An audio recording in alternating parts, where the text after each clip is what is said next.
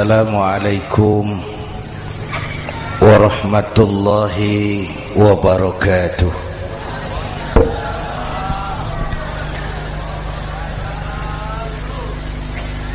Alhamdulillahi wa kafa,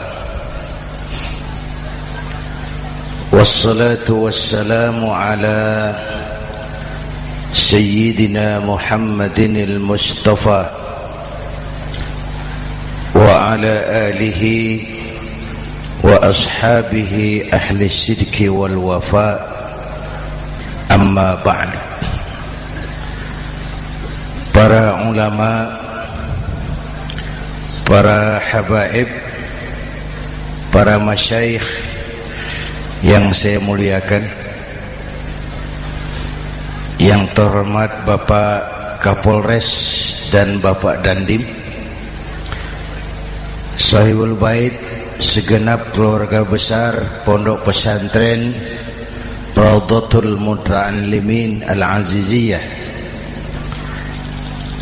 bapak-bapak, ibu-ibu, hadirin hadirat ma'asyiral muslimin yang saya cintai. Saya bersyukur dapat menghadiri haflah Maulidin Nabiil Karim, dan saya bangga dan terharu dengan keberadaan Pondok Pesantren Raudhatul Muta'allimin Al-Aziziyah ini. Sekarang ini banyak orang bisa memberi contoh, tapi sedikit orang bisa menjadi contoh. Memberi contoh itu mudah, tapi menjadi contoh itu yang sulit. Oleh karena itu, pada kesempatan ini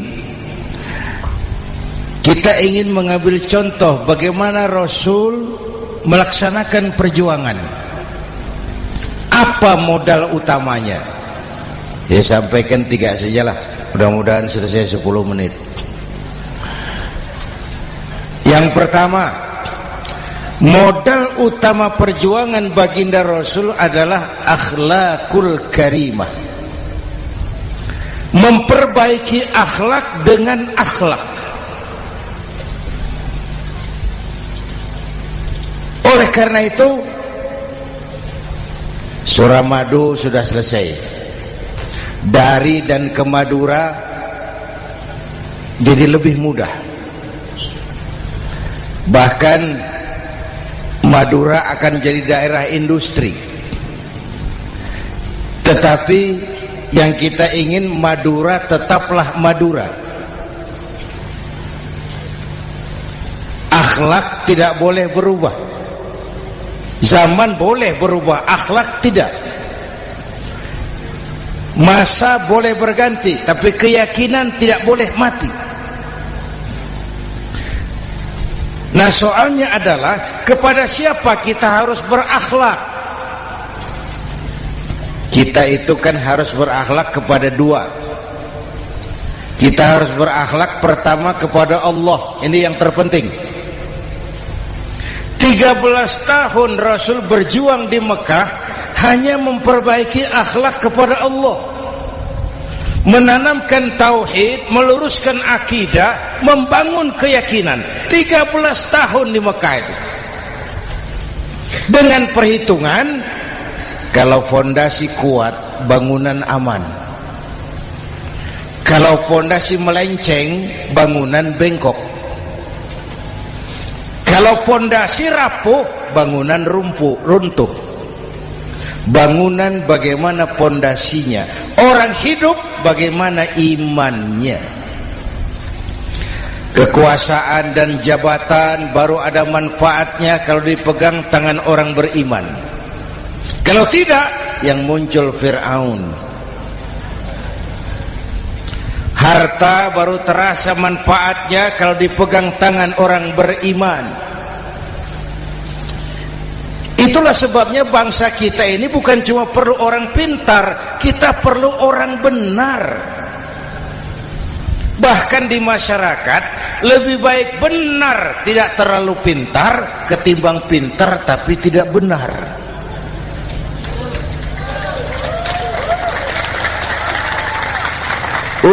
Kalau sudah pintar tidak benar, rusak rakyat itu, Pak. Disuruh ngurus beras malah nimbun beras. Ya, disuruh ngurus laut jadi bajak laut. Disuruh ngurus hukum, bikin hukum seperti pisau, tajam ke bawah, tumpul ke atas. Kalau yang kecil salah, hukum cepat-cepat ditegakkan. Yang besar salah, diam pura-pura tidak mengerti. Itu yang melukai rasa keadilan.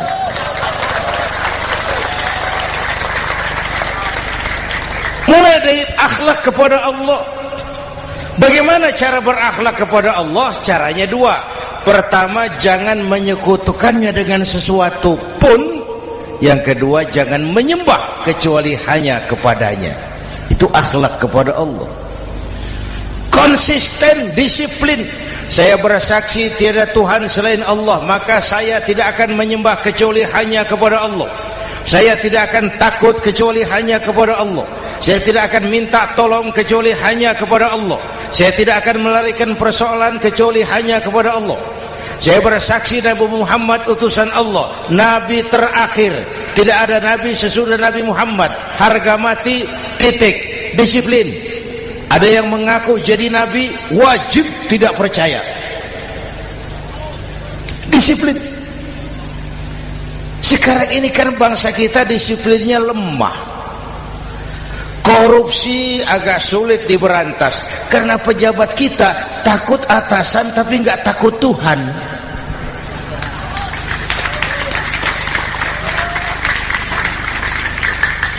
Itu sama dengan anak muda naik sepeda motor ngebut, lampu merah jalan terus, di stop sama polisi. Prit, iya Pak. Minggir, siap. SIM, ada Pak. SNK, ada Pak. Tahu kau lampunya merah? Tahu Pak. Kenapa lewat terus? Saya nggak tahu, ada Bapak. Itu disiplin kita.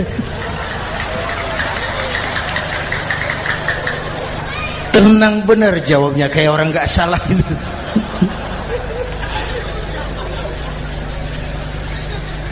Iman.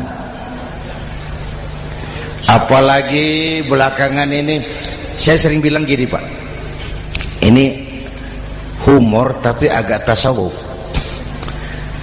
Orang yang paling tenang hidupnya itu tukang parkir. Coba lihat tukang parkir, walaupun mobil banyak, mereknya bagus-bagus, tidak pernah sombong. Tenang ini, tenang. Nanti mobil pergi satu demi satu, habis sama sekali, dia tidak sedih. Tenang. Mobil banyak tidak sombong, mobil habis tidak sedih. Apa rahasianya? Ternyata, nih tasawufnya di sini. Tukang parkir tidak merasa memiliki, tapi merasa dititipi. Wah, itu.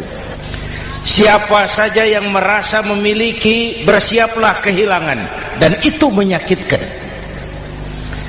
Tapi kalau merasa dititipi, jabatan, harta, anak, istri, semua titipan, hiduplah seperti tukang parkir.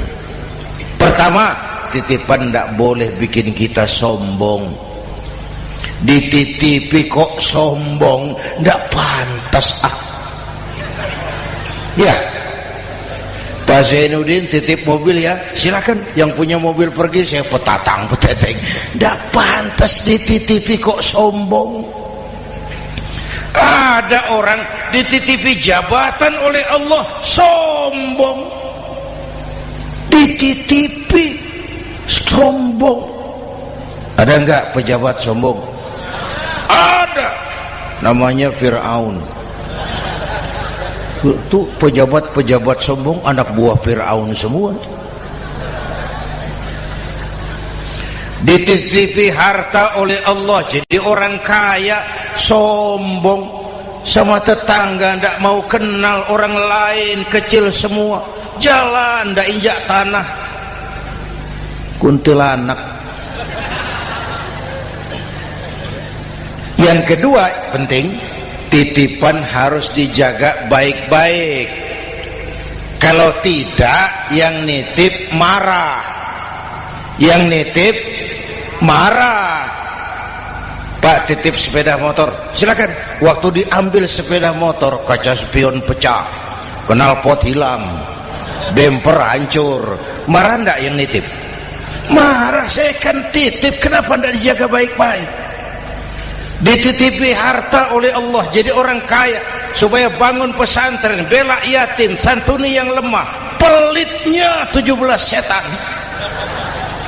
Yang nitip marah. Dititipi jabatan oleh Allah isinya korupsi saja, yang nitip marah. Nah, saya mau kasih lihat sekarang. Allah titip Indonesia. Allah titip Indonesia. Hai rakyat, ini Indonesia, aku titip, kata Allah. Sebentar, ada meja mau naik. Silakan, Mas. Iklan. Ya, terima kasih. Jangan disangka kalau disediakan air teh pidatonya jadi lama. Dekorasi ini kok. Sampai mana tadi? Hai rakyat, ini Indonesia, aku titip, kata Allah.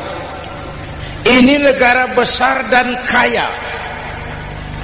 Titipan ini ditebus dengan keringat, air mata, darah, dan nyawa. Ini bedanya. Malaysia memang merdeka, tapi diberi Inggris. Singapura merdeka, diberi Inggris. Indonesia merdeka, keringat, air mata, darah, dan nyawa. Ini negara aku titip, kata Allah. Ini negara besar dan kaya. Buminya subur. Di atas perut buminya segala tanaman hidup. Di bawah perut buminya ada gas, minyak, batu bara. Lautnya kaya, hutannya kaya. Kekayaan negeri ini harus digunakan bagi sebesar-besar kemakmuran rakyat. Itu amanat konstitusi. Disalahgunakan, dikorupsi, yang nitip marah. Yang nitip marah. Kalau dia marah, dia suruh makhluknya yang lain negur. Siapa? Merapi, Bromo, anak Krakatau. Itu Merapi demo, Pak. Kalau kita rakyat demo, anak buahnya Pak Danres turun. Tapi kalau Merapi demo, siapa yang mau ngatasi? Mbak Marijan. Selesai. Sekarang Mbah Marijan sudah kumpul sama Mbah Surip di alam barzah, dia sudah ketemu dia. Kata Mbah Surip, tenang Mbah Marijan, tak gendong, aman sudah. Aman sudah. Saya mau bilang Merapi itu makhluk, Krakatau itu makhluk, Bromo itu makhluk. Tidak mungkin makhluk bergerak dengan sendirinya, pastilah ada yang menggerakkan. Maka baik-baiklah sama yang bikin angin supaya bertiupnya sesuai keperluan. Baik-baik dengan yang bikin air supaya datangnya sesuai kebutuhan. Baik-baik sama yang bikin gunung supaya meletusnya pelan-pelan.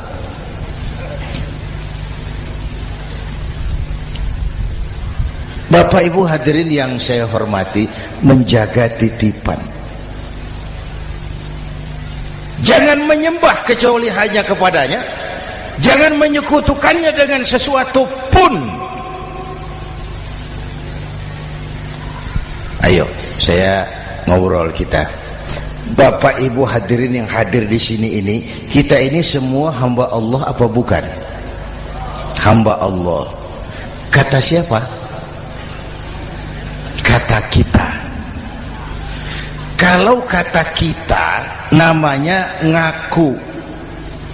Ngaku itu boleh dan murah. Apa diakui? Kita belum tahu. Ya, kan baru kata kita itu. Dan tidak otomatis kalau kita bilang, saya ini hambamu ya Allah, lalu Allah jawab, iya ya. Tidak, wong itu kan kata kita. Saya hamba Allah, kata saya. Berapa banyak orang perbuatannya, ucapannya berkata saya hamba Allah, perbuatannya menyatakan dia hamba setan, hamba nafsu, hamba dunia, budak jabatan.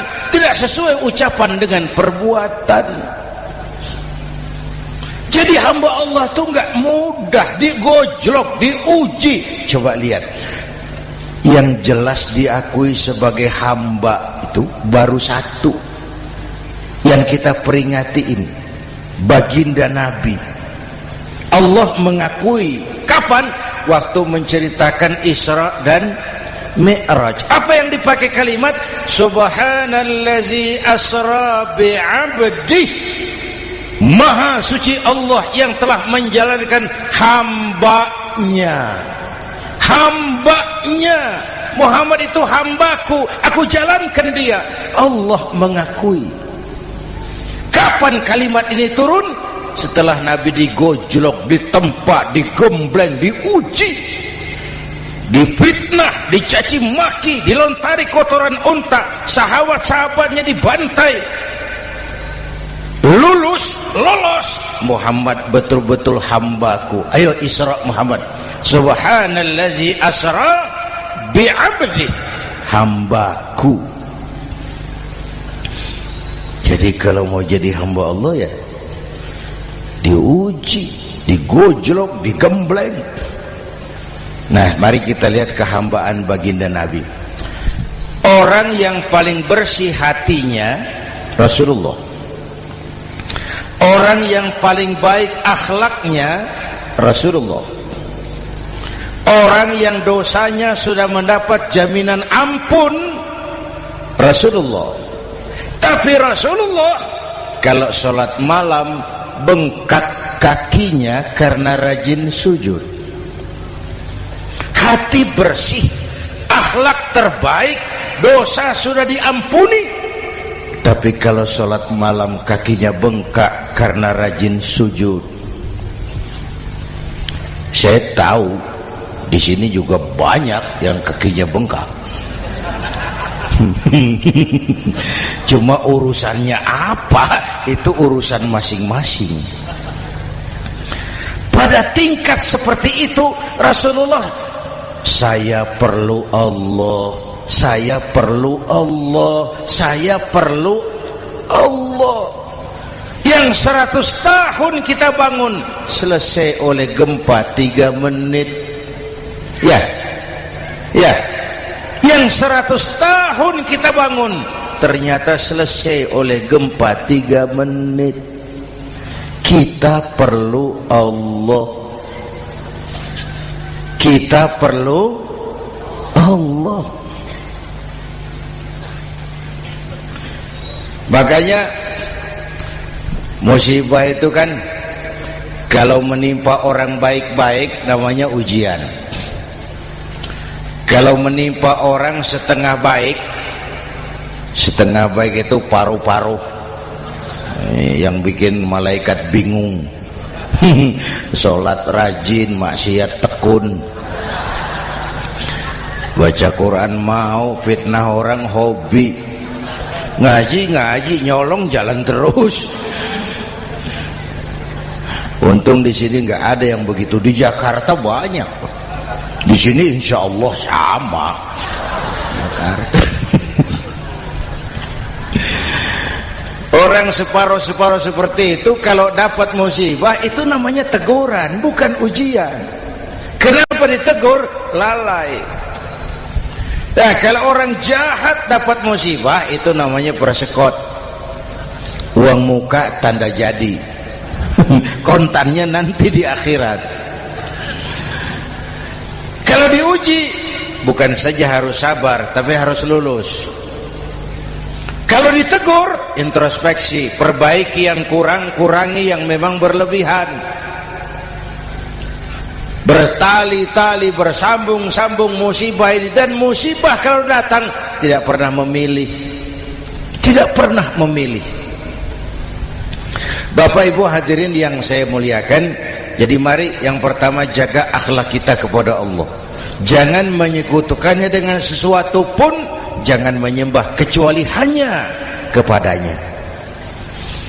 Sekarang kan musim entertain, orang pandai membangun pencitraan, orang pinter bikin bungkusan. Sekarang ini kiai sama dukun tipis bedanya. Bener Pak, pemburu hantu pakai sorban, pakai gamis, nanti kiai pakai helm. Atribut sudah kacau sekarang ini, siapa pakai apa, siapa mau jadi apa, ndak jelas. Sementara masyarakat kita memang agak kutil, kurang teliti, cepat heran, gampang kagum. Pernah terjadi suatu saat tabrakan di jalan, keras sekali, korban jatuh berlumur darah, dikerubungi orang banyak. Datang wartawan mau ambil gambar dari dekat, sulit, banyak sekali orang ngerubung. Dia cari akal, tolong saya dikasih jalan ke dekat korban. Orang menoleh semua. Saudara siapa? Saya bapaknya korban, katanya. Dia mengaku bapaknya korban. Ya orang minggir semua. Minggir, ada bapaknya korban. Orang minggir semua, dia maju ke depan korban. Sampai di depan korban pucat mukanya itu wartawan. Kenapa? Yang ketabrak anak monyet, Pak. Dia sudah ngaku bapaknya korban.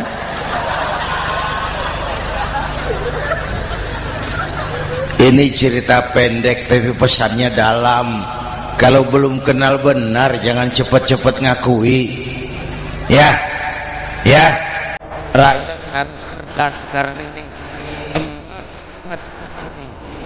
Benar itu.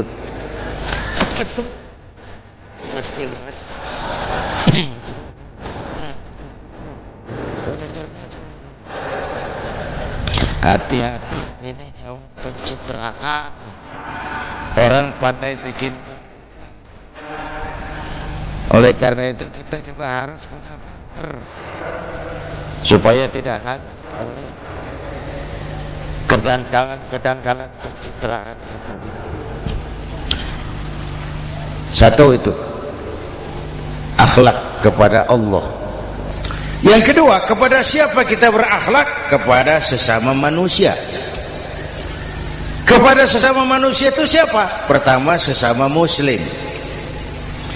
Malam ini saya hadir di sini, saya tidak merasa tamu. Saya hanya keluarga di tengah keluarganya.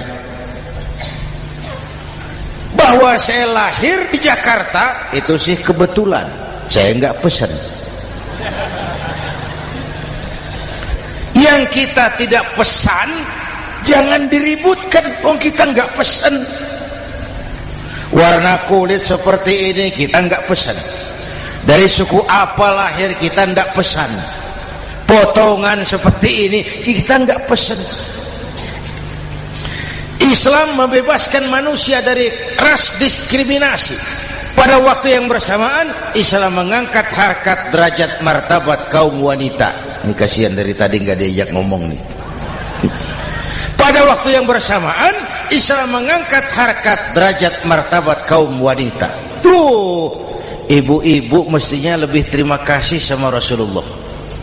Sebelum Rasulullah datang, nasib perempuan menyedihkan, dilecehkan, harganya murah.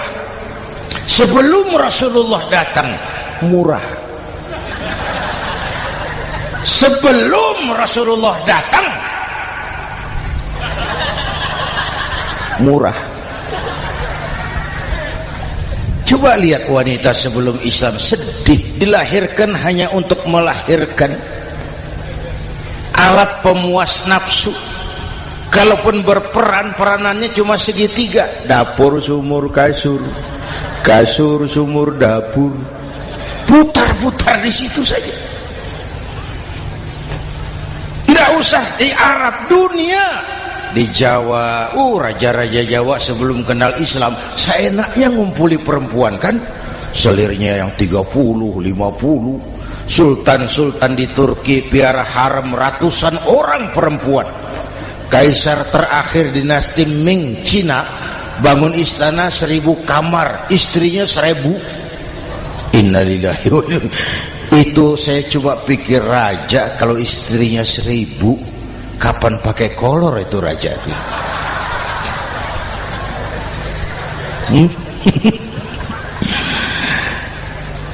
Rasulullah datang terenyuh, an-nisa imadul bilad. Perempuan jangan diperlakukan begitu.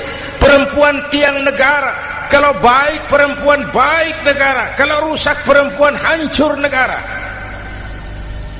Waktu ditanya, ya Rasul, siapa yang paling harus saya taati di dunia? Ibumu. Setelah itu siapa lagi? Ibumu.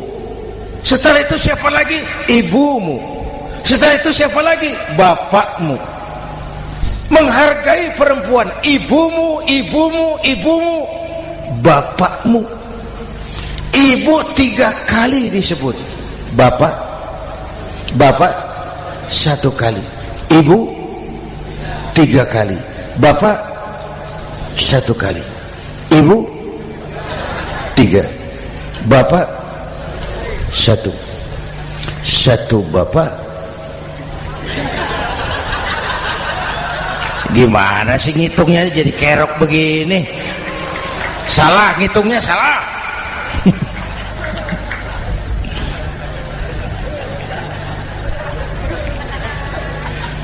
Lalu dicairkan kehidupan kemasyarakatan di masjid. Masya Allah, masjid itu pendidikan demokrasi betul. Pertama, siapapun masuk masjid copot sandal, buka sepatu. Benar itu? Ini masyarakat yang mau kita bangun. Tidak ada warga negara kelas 1, semua sama. Lurah masuk masjid buka sepatu, Camat masuk masjid buka sepatu, mat. Gubernur masuk masjid buka sepatu, Nur. Nikmatnya masyarakat masjid. Nikmatnya masyarakat masjid. Coba, binatang saja harganya tidak sama toh. Sapi yang mahal, yang gemuk, betul? Karena harga sapi pada dagingnya. Makin gemuk sapi, makin mahal harganya. Tapi ada burung perkutut lebih mahal dari sapi, padahal dagingnya sedikit betul. Kenapa harganya lebih mahal dari sapi? Harga perkutut suaranya.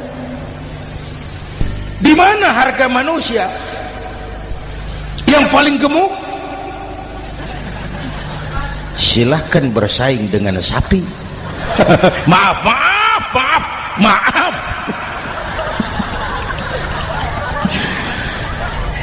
Inna akramakum indallah atqakum. Masyarakat masjid sudah coba sandal, buka sepatu, sudah masuk ke dalam sholat berjamaah. Kalau sudah ke dalam sholat berjamaah, tidak pernah kita usil dari mana orang datang. Yang penting kemana dia menghadap. Itu masyarakat masjid. Dari mana kamu? Dari kidul, Pak, madhab ngulon. Kamu dari mana? Dari lor, Pak, madhab ngulon. Kamu dari mana? Dari kulon, madhab ngulon juga. Ini kan konsep Bhinneka Tunggal Ika. Dari manapun orang datang, apapun warna kulitnya, dari suku apapun ia dilahirkan, kalau akidahnya sama, itu saudara kita. Lalu sholat berjamaah. Apa itu? Hidup bermasyarakat, berbangsa dan bernegara. Harus ada imam, harus ada makmum. Kenapa?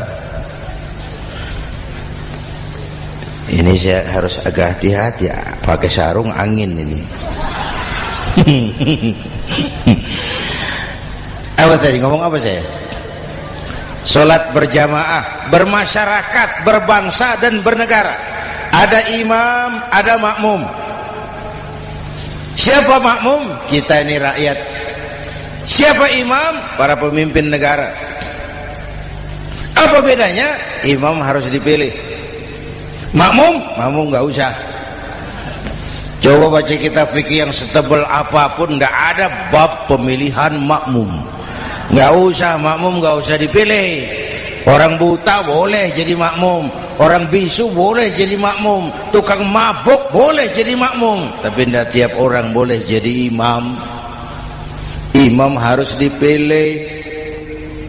Siapa yang jadi imam? Pertama, a'lamuhum, orang yang paling alim di kampungmu angkat jadi imam. Yang paling alim, bukan yang paling tua. Yang paling alim, tahu urusan, punya konsep, punya visi dan misi, mengerti negara ini mesti dibawa kemana, jalan keluarnya apa, angkat jadi imam. Pak, ada dua orang Pak, alimnya sama, yang mana yang dipilih? Kalau ada dua orang alimnya sama, kata Nabi, afsahuhum, yang lebih fasih lidahnya. Apa artinya fasih?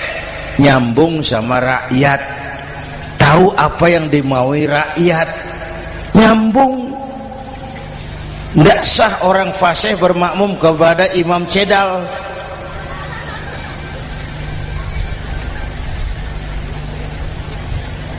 Kenapa Bu? Nyambung. Capek kalau punya imam gak nyambung sama makmum. Makanya kalau sudah jadi imam, pesan Nabi apa? Idza amma ahadukumun nasa falyukhaffif. Kalau kamu jadi imam, ringankan solat kamu, jangan terlalu panjang. Itu makmum tidak sama kekuatannya. Ada yang tua renta, diri saja sudah gemetar. Ada makmum yang punya darah tinggi, kalau sujud lama kepalanya sakit. Ada makmum yang sudah janji habis solat mau terima uang. Jangan kalau sudah jadi imam di kota, sholat isya berjamaah, rakaat pertama selesai Fatihah, Yasin, bubar makmum itu. Jadi imam jangan terlalu lama. Kayak Husni Mubarak tuh, kelamaan jadi imam, 30 tahun, rakyat capek.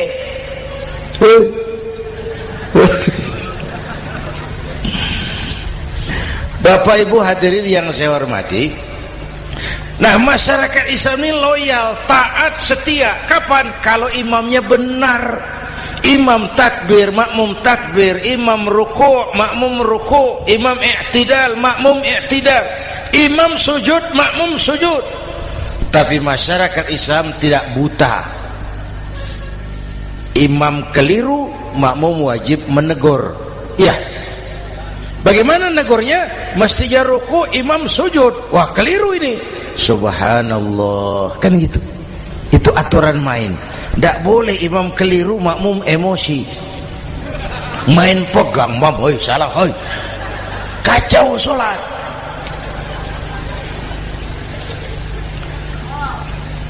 Imam buang angin, apa makmum lalu berkata, demi kesetiaan saya kepada imam, imam buang angin, saya lebih keras lagi. Goblok. Iyyaka na'budu wa iyyaka nasta'in. Sampai situ imam buang angin, minggir. Tidak usah ribut. Yang di belakang satu orang maju ke depan, lanjutkan pekerjaan imam. Yang penting imam tahu diri, buang angin, minggir. Ini negara rusak karena imam sudah buang angin. Tenang aja, kayak orang nggak salah gitu loh.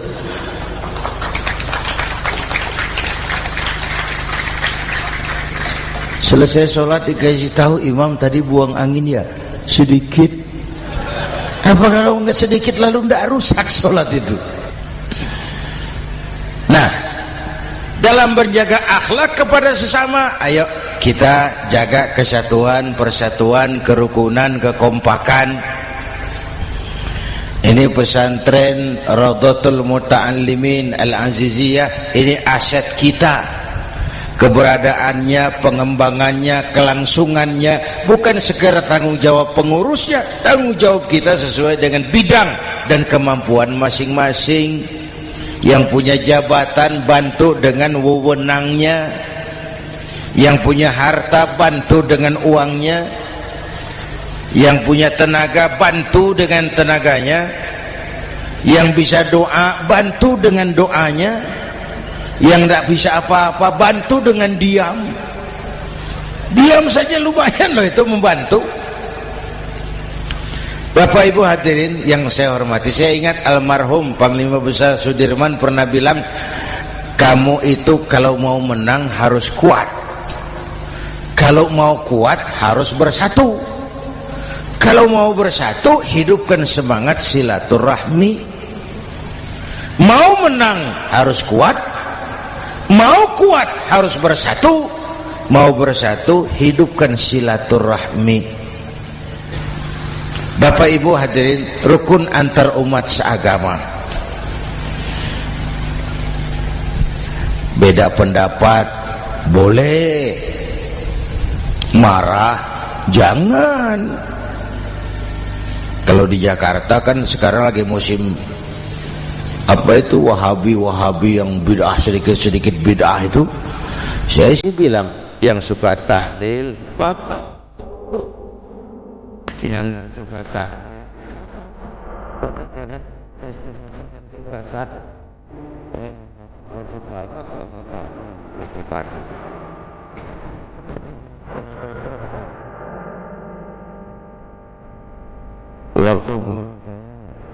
apa sekarang di dokter tidak dia orang berdebat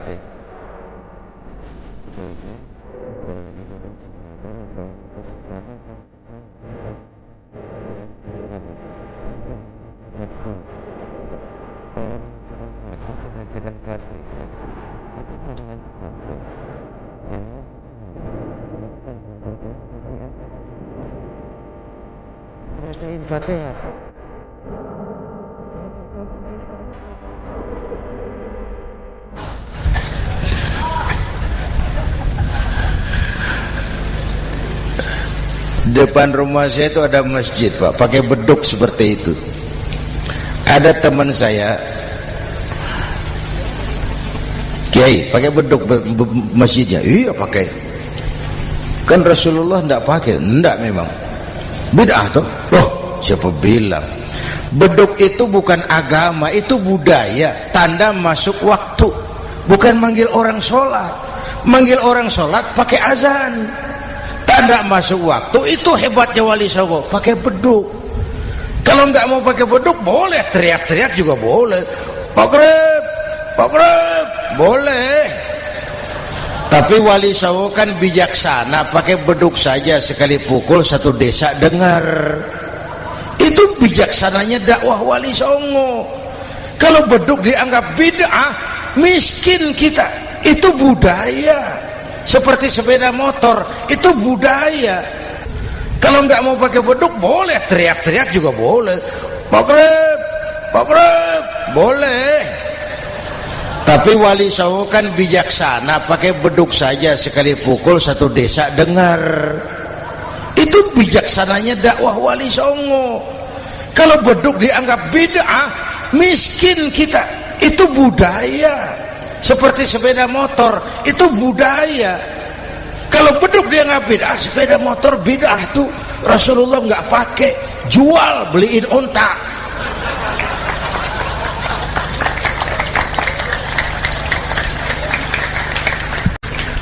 Ayo cari persamaan, jangan memperbesar perbedaan. Hormati pendapat orang kalau pendapat kita juga ingin dihormati. Kasus Ahmadiyah meledak lagi di Cikesik, Banten. Lalu pendekar-pendekar HAM menganggap itu tirani, mengganggu kebebasan beragama. Dia lupa bahwa Ahmadiyah masalahnya bukan kebebasan beragama, tapi penodaan terhadap agama. Kalau kebebasan beragama sih umat Islam welcome. Orang mau Hindu, mau Buddha, mau Kristen bebas memilih agamanya masing-masing. Tapi ini kan Ahmadiyah lain, ngakunya Islam tapi ada nabi lagi sesudah Nabi Muhammad, namanya Mirza Ghulam Ahmad, asal dari India. Saudara hadirin yang saya hormati, ini yang prinsip penodaan terhadap agama. Kalau nggak ngaku Islam nggak masalah. Supaya mau aman caranya cuma dua, Ahmadiyah jadi agama sendiri, karena Malaysia sudah melarang, Brunei sudah, Rabitoh Alam Islami menyatakan aliran sesat, Saudi Arabia melarang pengikut Ahmadiyah pergi bikin haji, dia dianggap non muslim. Cuma memang pemerintah kita nggak tegas. Kalau dari dulu dinyatakan dilarang, nggak akan ada lagi kasus-kasus seperti itu.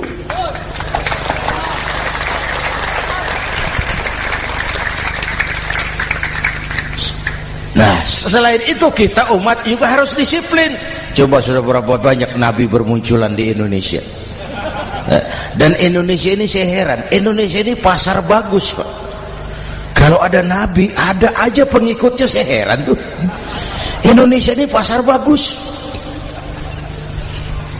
Ada Ahmad Musaddiq Al-Qiyadah, jadi nabi. Konsultan bulu tangkis jadi nabi. Dapat wahyunya di Bogor, ditangkap polisi 4 tahun. Muncul lagi di Bandung, namanya Sayuti, tukang cukur, ngaku dapat wahyu jadi nabi, ditangkap polisi lagi 2 tahun. Di Malang Ustadz Roy, ya sebenarnya petinju, dia masuk Islam, mu'alaf, belajar Islam tidak pakai guru, diutak-atik ayat Quran. Sholat kita harus mengerti artinya, maka sholat boleh pakai bahasa masing-masing. Ramai masjid. 2 tahun penjara. Di Jakarta muncul lagi Lia Edan, ngaku Jibril, ditangkap juga oleh polisi. Kita salut sama polisi kita lah, bukan cuma teroris, Jibril ditangkap Pak Kapolres. Saya bilang sama teman-teman polisi, untung dia ngaku Jibril, Pak. Coba kalau dia ngaku Israel, lebih gawat itu.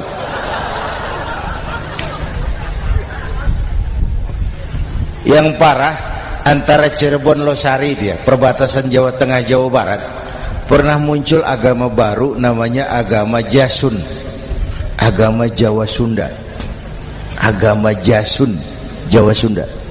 Yang jadi nabi Tugimin. La haula wala quwata. Saya bilang ini jangan jadi nabi, jadi kiai juga nggak angker ini. Al-Mukarram Bapak Kiai Tugimin, nggak enak. Yang lebih ndak enak selawatannya loh itu. Kalau kita kan tadi nikmat tuh, ya Habibi ya Muhammad, nikmat rasanya itu. Coba ganti sama yang tadi, wah enggak, ya Habibi ya Tugimin, enggak enak itu, Pak. Jadi umat Islam itu sangat menghormati orang lain agama. Soal agama orang lain, lakum dinukum, awas hati-hati kalimatnya. Kita menghormati orang lain agama. Soal agama orang lain, lakum dinukum. Kita memang yakin cuma Islam agama yang benar, tapi bukan berarti kita boleh menghina agama orang lain. Kenapa? Kalau agama kita yang dihina, kita kan sakit hati. Orang lain sama dong. Itu sebabnya Allah berpesan, jangan kau caci maki Tuhan mereka, karena mereka akan balas mencaci maki Tuhanmu. Dan itu artinya mencaci maki aku, kata Allah. Jelas ini? Jelas? Justru karena umat Islam mayoritas di Indonesia, maka kerukunan antar umat beragama terjaga dengan baik. Kalau umat Islam mau main kasar, mau main kayu, mau main keras, Umat Islam ini 85%, yang lain pasti selesai. Saya jamin selesai. Tapi kan tidak. Kita sadar betul ini negara Pancasila. Kita sadar betul bahwa kita harus menghargai orang lain agama, menjaga kerukunan, rukun antar umat beragama. Yang ketiga, rukun antar umat beragama dengan pemerintah. Dulu kiai saya bilang, sultanun zulum khairum min fitnatin tadum. Pemerintah yang jelek pun sebenarnya masih lebih lumayan ketimbang tidak ada pemerintahan. Kalau itu ukurannya. Coba umpama nanti Pak SBY sudah terlalu pusing, lalu pengumuman jam 000, seluruh rakyat Republik Indonesia saya umumkan mulai malam ini tepat jam 000 pemerintah bubar. Ayo bayangkan seperti apa kita tanpa pemerintah. Hukum rimba, yang kuat menekan yang lemah, yang kaya merampok yang miskin. Rumah saudara dirampok, lapor ke polisi, kata Kapolres, maaf polisi baru bubar. Hak asasi diinjak-injak, lapor ke pengadilan, pengadilan bubar. Masih ada pemerintah saja yang kuat suka menekan yang lemah, apalagi kalau tidak ada pemerintah. Karena itu ulama dan umara dua pilar utama.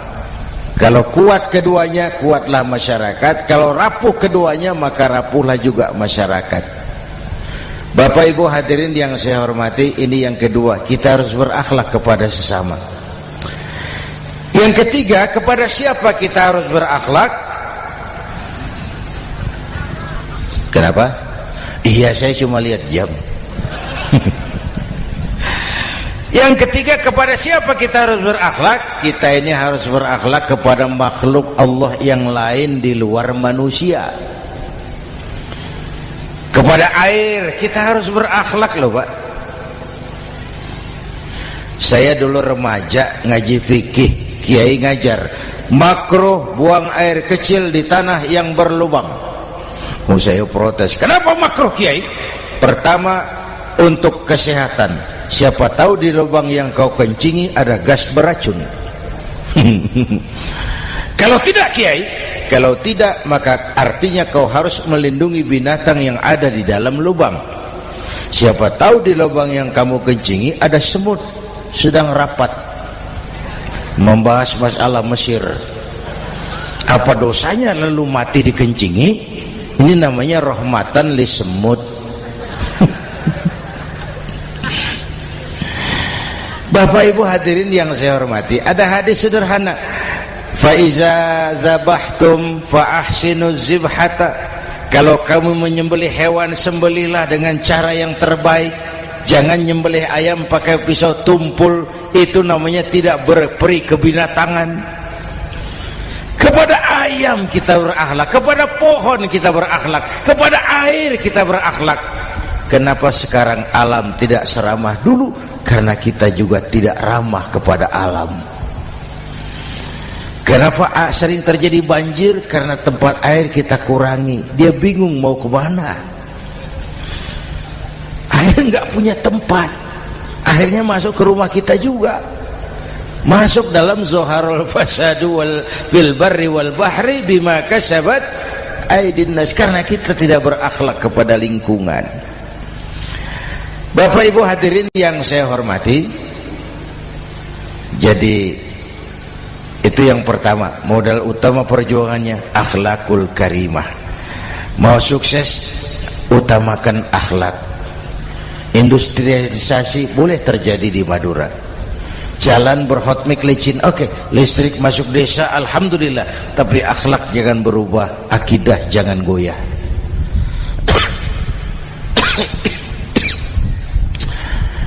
Teknologi tidak bahaya, yang bahaya orang yang menggunakannya. Wayang itu yang namanya cepot, itu bisa selawat badar kalau yang megang Anom Suroto. Cepot bisa selawat badar kalau yang megang Anom Suroto. Wayang bagaimana dalangnya, teknologi bagaimana orang yang menggunakannya. Satu. Yang kedua, yang kita contoh dari baginda Rasul, beliau itu sejak kecil tidak dimanjakan, Pak. Lahir ke dunia tidak sempat melihat wajah bapak. Umur 6 tahun ditinggal ibu. Umur 9 tahun ngembala kambing, berniaga ke Syam. Syam itu Syria sekarang. Umur 9 tahun bisnis lintas negara dari Saudi ke Syria. Remaja tidak dimanjakan, kerja keras, peras keringat, banting tulang, tidak ada pekerjaan halal yang hina.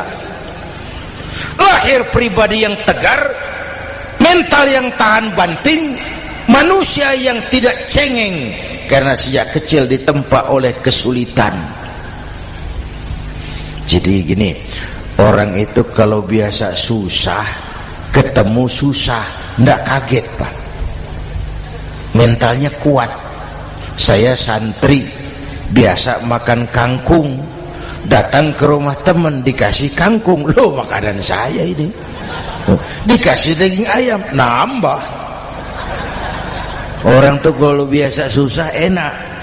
Saya santri biasa tidur di masjid, disuruh nginep di hotel, pules, Pak. Tapi yang biasa tidur di hotel suruh nginep di masjid, encok. Hidup ini perjuangan. Mau sukses harus berani susah. Jangan seperti dulu di cerita santri. Ada santri beternak lebah, ambil madunya itu. Satu hari dia mau periksa sarang lebah, naik ke pohon pakai tangga, pakai sarung biasanya santri. Dia lupa tidak pakai celana dalam. Naik pohon periksa, entah bagaimana terpegang sarang lebah itu, berhamburan lebahnya keluar. Salah satu masuk ke sarungnya, tergigitlah Al-Mukarramnya itu. Dia menjerit, aduh, jatuh berguling ke bawah. Sudah lama jatuh, dia buka sarungnya, dia lihat bengkak. Karena bengkak kan jadi besar, senang juga dia. Dia berdoa, ya Allah, hilangkan sakitnya, biarlah bengkaknya.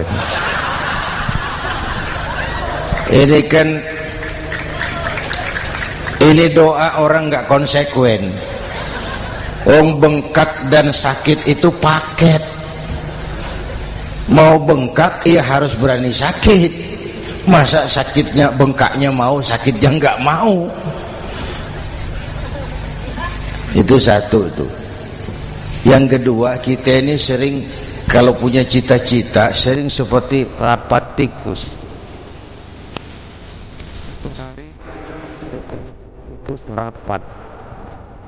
Rapat paripurna tikus untuk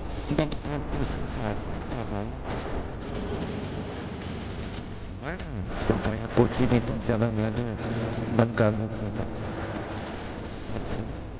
Ada yang kan kita ganti cek. Kalau dia datang dari jam 9, kita bisa menyelamatkan diri. Oh, cerdas loh.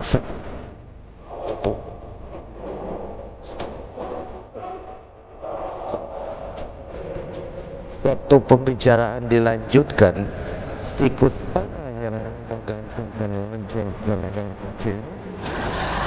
rapat bubar.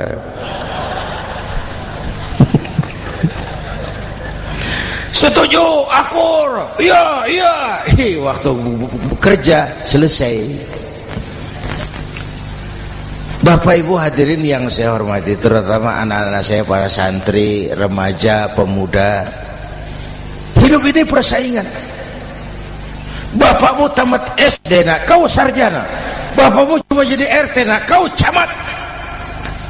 Bapakmu tukang tambal ban, kau harus punya pabrik ban. Anak saya pertama dulu, saya titip mondok di Tebuireng.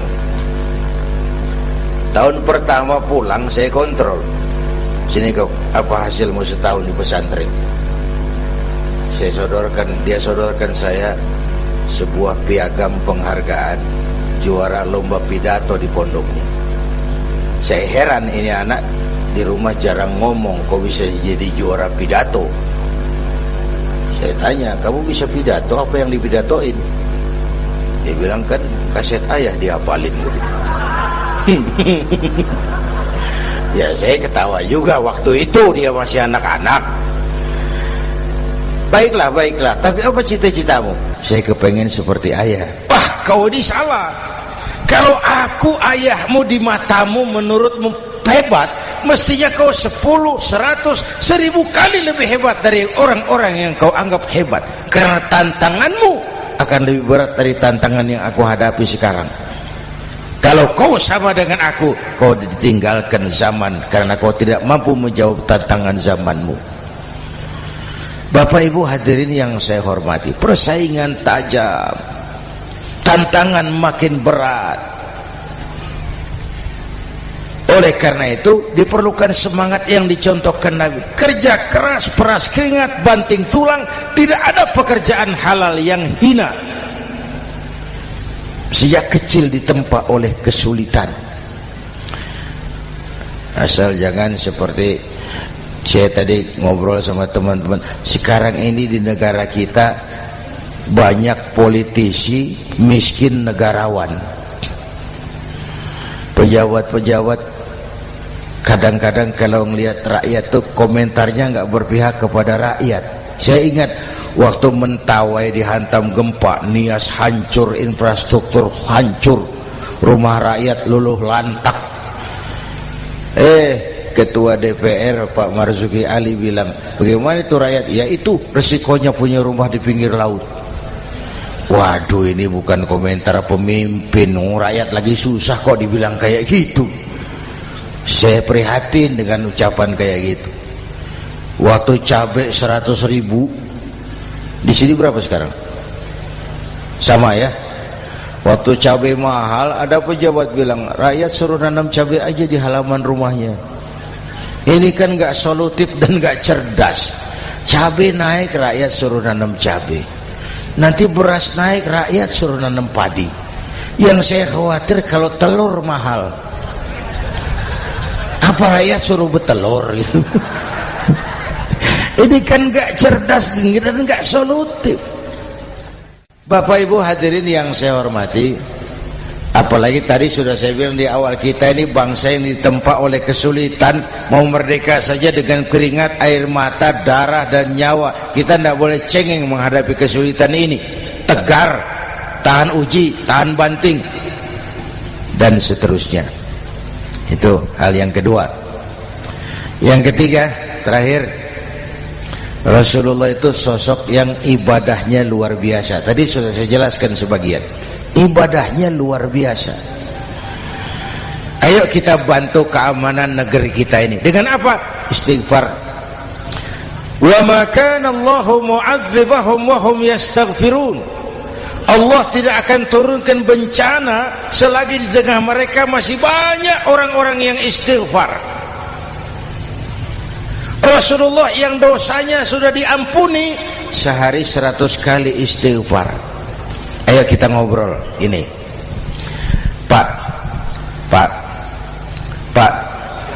saya ini, Zainuddin ini, kalau mengharap masuk surga dengan amal yang saya kerjakan sendiri, rasa-rasanya tipis harapan.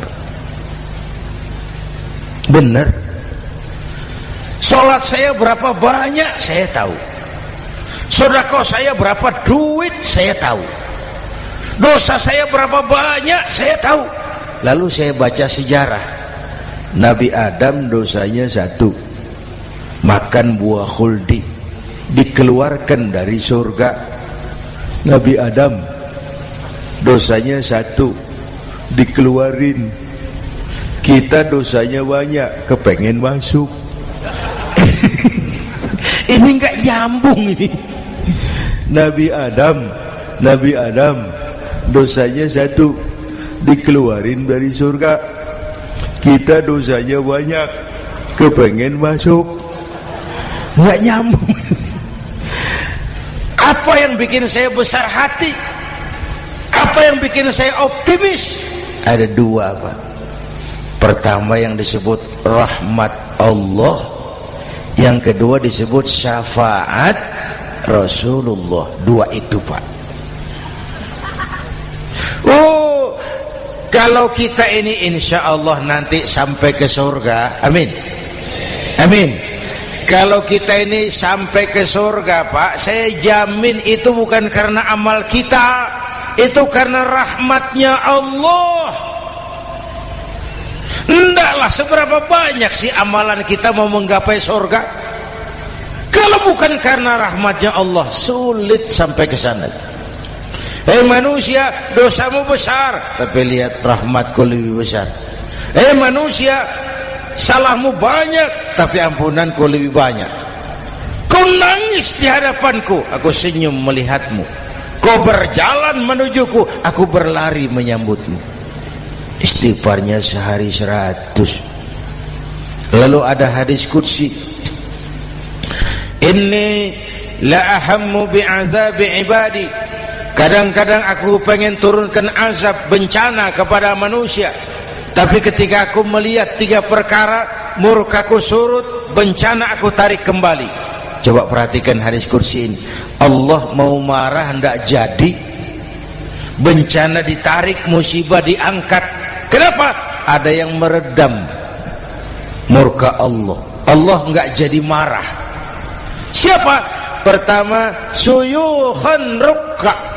Aku lihat orang-orang tua tengah malam sujud sambil berlinang air mata, nangis di hadapan Allah. Itu kita hutang jasa loh, Pak, sama orang-orang yang tengah malam sujud nangis di hadapan Allah. Lihat yang begitu Allah tidak jadi marah.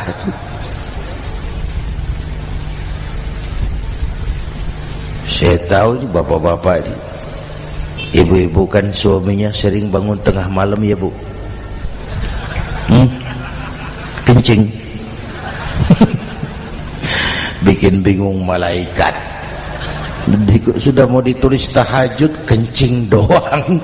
Kata malaikat, sialan, hampir salah tulis.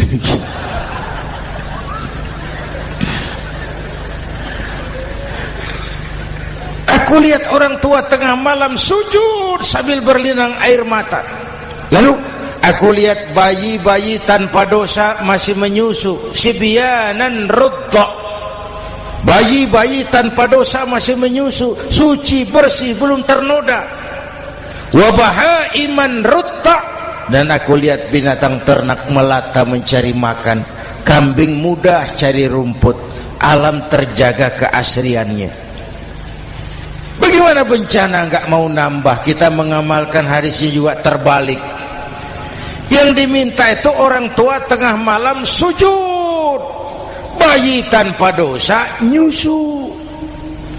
Sekarang bayi tanpa dosa dibuang ke tempat sampah gara-gara orang tua tengah malam nyusu.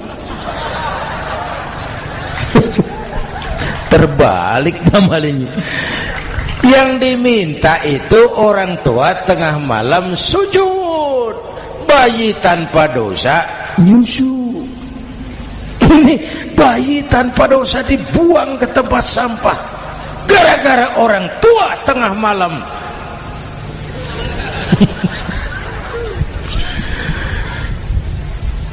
Bapak Ibu hadirin yang saya hormati, rahmat Allah kita perlu.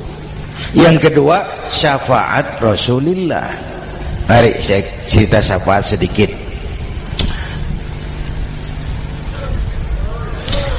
Ini sudah jam 00:05 ya. Ini kalau hitungan Indonesia ini sudah ganti hari, Pak. Jadi inilah ceramah terpanjang di dunia. Bayangkan saya pidato dari hari Selasa sampai hari Rabu.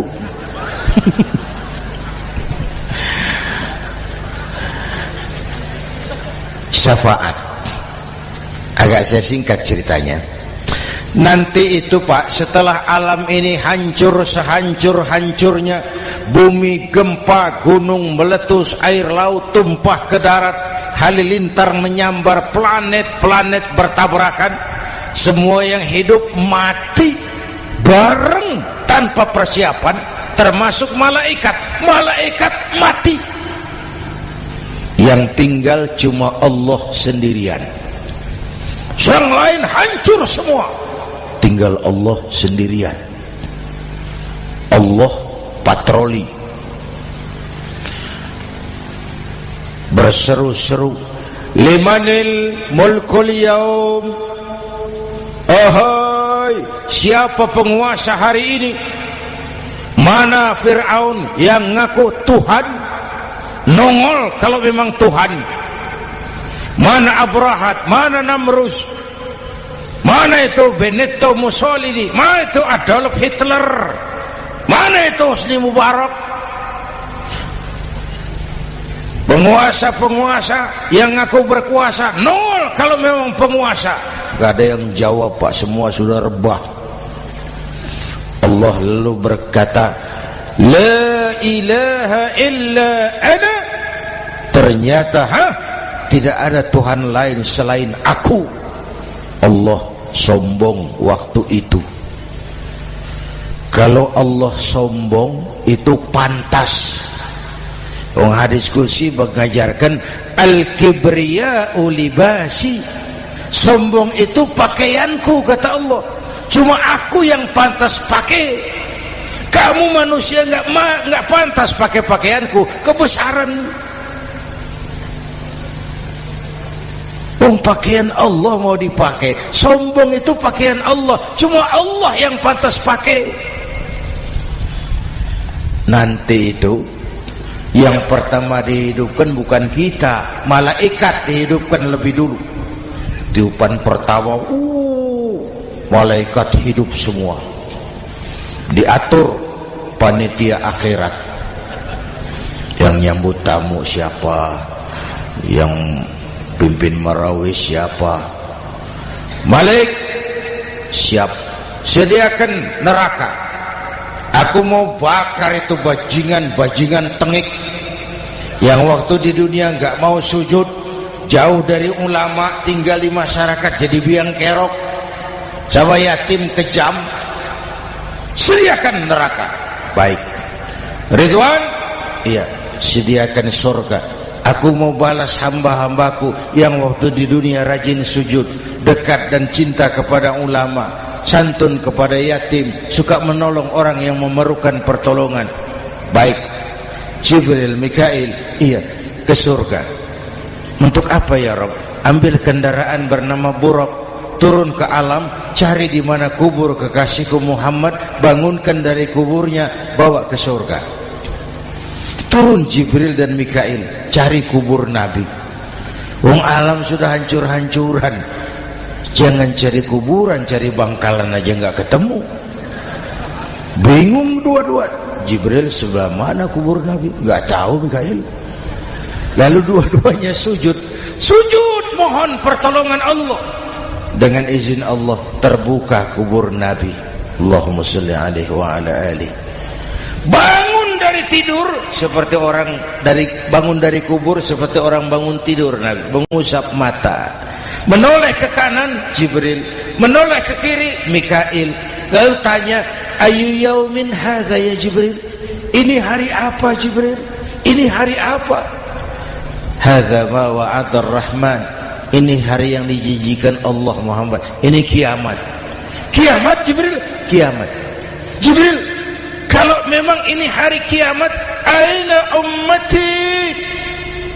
Umat saya mana Jibril? Umat saya mana? Allah Karim. Belum pernah saya lihat di dunia ada satu pemimpin yang begini besar cintanya kepada umatnya seperti baginda Rasul. Dari dunia sampai akhirat beliau cinta kita. Dari dunia sampai akhirat beliau bela kita. Bangun dari kubur, tahu hari sudah kiamat, yang pertama ditanya, aina ummati? Umat saya mana Jibril? Kita yang ditanya. Kalau saya yang pertama dibangkitkan dari kubur, lain pertanyaannya. Ini hari apa Jibril? Kiamat Zainuddin. Oh, bini saya mana Jibril? Nabi enggak tanya Khadijah wala Fatimah wala Aisyah, aina ummati, umat saya mana Jibril? Umatmu? Iya, kau manusia pertama yang dibangunkan dari kubur, yang lain masih dikubur. Oh, lalu kita ke surga Muhammad, perintah Allah, perintah Allah. Sampai di surga seperti orang tidak betah Nabi itu, resah, gelisah, mondar mandir, mukanya murung. Yang punya surga kan negur, Muhammad, labbaik ya Rabb. Tidak enak di surga ya? Enak. Kok kamu seperti orang nggak kerasan gitu, resah, gelisah? Kenapa? Saya teringat umat saya ya Allah. Umat saya bagaimana nasibnya? Iya, saya sudah enak di DPR. Salah. Saya sudah enak di surga, gaji cukup, kursi empuk, dapat mobil dinas. Nggak. Umat saya yang waktu kampanye kepanasan itu gimana nasibnya tuh?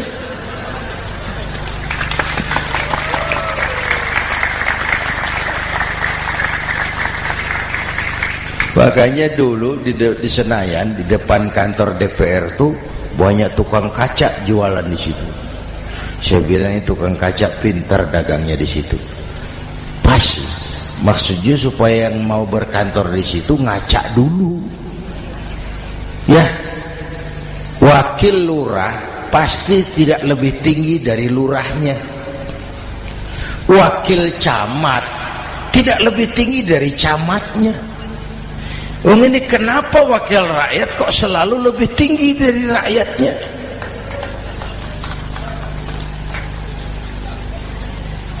Kan yang memberikan mandat kita rakyat. Kemerdekaan bertujuan mengantarkan rakyat ke gerbang kesejahteraan. Lalu rakyat mempercayai tugas itu kepada pemerintah dan wakilnya di DPR. Saya percayakan kamu mengantarkan rakyat ke gerbang kesejahteraan. Itu amanat Undang-Undang Dasar. Biasanya yang diantarkan sampainya lebih dulu biasanya. Yang diantar sampai lebih dulu, yang mengantar nyusul, namanya ngantar belakangan. Ini lebih cepat wakil rakyatnya makmur daripada rakyatnya. Yang mau ngantar makmurnya lebih dulu dari yang mau diantar. Yang diantar kelelerahan di jalanan, yang mengantar udah sampai. Jadi bagaimana Muhammad? Saya minta izin mau keluar, tengok saya punya umat. Oke, saya potong ceritanya.